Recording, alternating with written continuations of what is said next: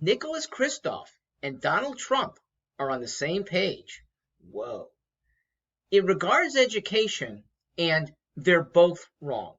I am Mark Stewart Greenstein. I am occasionally a fan of both, but I revile both of their ideas that they share about students going back to school buildings. Trump has not so good reasons. He rarely does.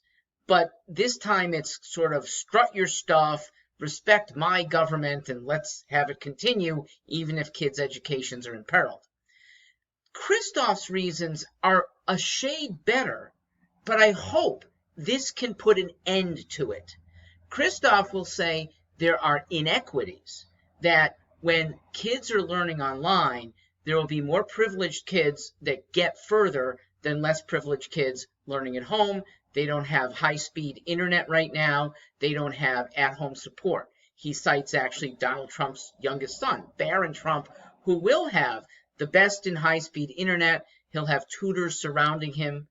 And to which I say, let's make more kids privileged. Don't dumb down to put everyone at the low common denominator. Instead, raise people up to that level of high learning. And it's not hard. The cost of a laptop, like what I'm delivering to you on now, $225. High-speed internet, a little more if you pay market prices, but there are digital companies that will bring it down radically.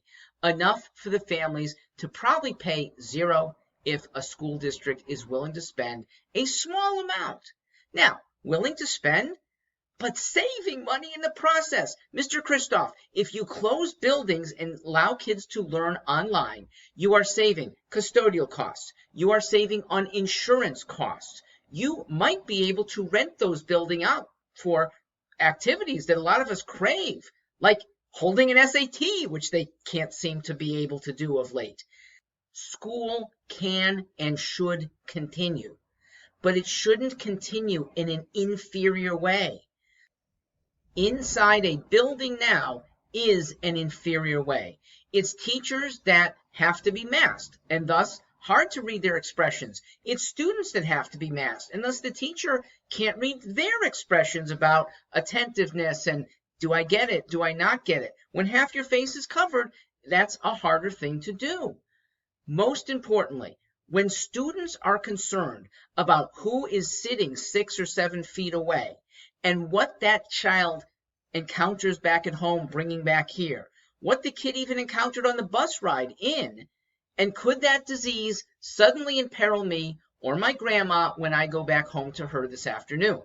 That impedes learning more than anything else. A student who is sitting at home, my firm is conducting an internet class for the SATs right now. Nobody's in a building other than their homes. A traditional school is just a building, and until we get a vaccine, it is an impeding building to better learning. So what about socialization?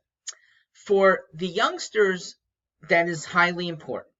Middle school and upper school, I don't think it's that important. I think we've over-socialized things instead of gotten back to real basic learning, real math, real science, real English, languages that you can learn quicker than if you are impeded by all these procedures that get in the way. Quicker than if you have administrative rules that teachers often would rather not abide by. They think they can teach better without. Quicker than if you have from Washington, D.C., Common Core guidelines that are not necessarily good learning. So back to socialization. Let's say gym is important to you. We have the ability to have gym teachers that go to neighbor by neighbor pods of kids, where parents want their kids out and about with a few other neighborhood kids, probably where parents have agreed, yes, we'll do this with masks. No, we'll do this without masks. It'll only be these 9 students and the 1 teacher. They're going to run laps. They're going to do push-ups. They might do actually touch football. Better than the NFL right now. They might have all of that, but it's up to the parents to decide. Parents could bring in a specialty teacher. Learn Latin for the first time because maybe your school never was able to offer it. And now, in a small group, this becomes doable. And it's financeable because that small group, which doesn't have to meet outside, can easily get critical mass. You don't have to find 8 people in your neighborhood or even 8 people in your district. You can find 8 people who want to meet at 12 noon across the nation. My firm does this now. We are a microschool. Learning coaches is what it's called. And parents can take a curriculum that they want to fashion or join a curriculum that's going on thanks to other parents fashioning it. Mr. Christoph, the opportunity for enhanced education is huge, and this is the best time to elevate kids who have been left behind. The amount of money that school districts now spend to just make, I've seen them outside, yard signs that heroes live here. You could buy 30 laptops for kids with that. You want to erase inequities? How about, Mr. Christoph, for the first time, let families have vouchers? That would be the fastest way to eliminate inequities. Immediately. This is not a slow 2-generation process. This is immediate. You want to erase inequities? Let people learn from home. Because here comes the greatest inequity of all. If indeed school transmissibility comes back to grandparents. Because who is hurt the most? It is Black kids' grandmas. And Latino kids' grandmas, maybe even more so, because what I know of Latino American families, they don't have grandma, grandpa in nursing homes. It's an obligation to stay home. And because of that obligation, they are more imperiled than your average white family that likely doesn't have grandma still at home. Inequities are erased if you want to work at it through the beauty of technology, which moves really quickly. We have been changing deck chairs on the Titanic. Those who have been in school administrative conferences and trainings that are ultimately going to sink.